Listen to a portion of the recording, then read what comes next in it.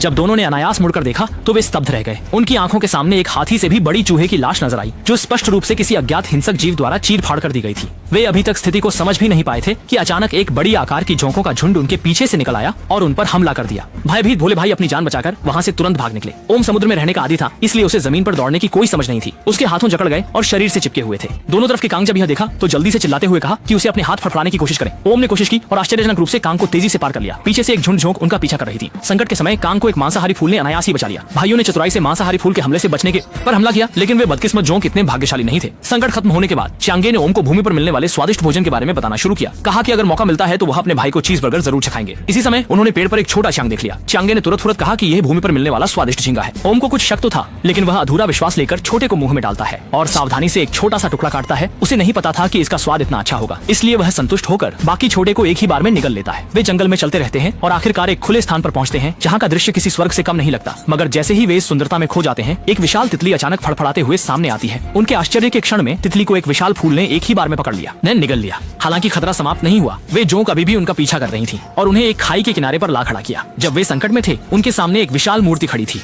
ऊपर पर एक लाइन में लिखा था, केवल सच्चा विजेता ही पुल बना सकता है। जैसे ही जोंक उन पर हमला करने वाली थी, कियांग भाई बिना झिझक के खाई के किनारे की मूर्ति की ओर दौड़ पड़ा। यह देख ओम ने तुरंत नापसंदगी का भाव दिखाया। आश्चर्य की बात है कि अगले ही क्षण मूर्ति टूटकर गिरने लगी और गड़गड़ाहट के साथ खाई पर एक अस्थायी पुल बन गया। दोनों भाइयों ने बिना एक क्षण गंवाए तेजी से पुल पार किया, फिर मिलकर मूर्ति को गहरे में धकेल दिया और अंततः जोंक की पागल पीछा से छुटकारा पाया।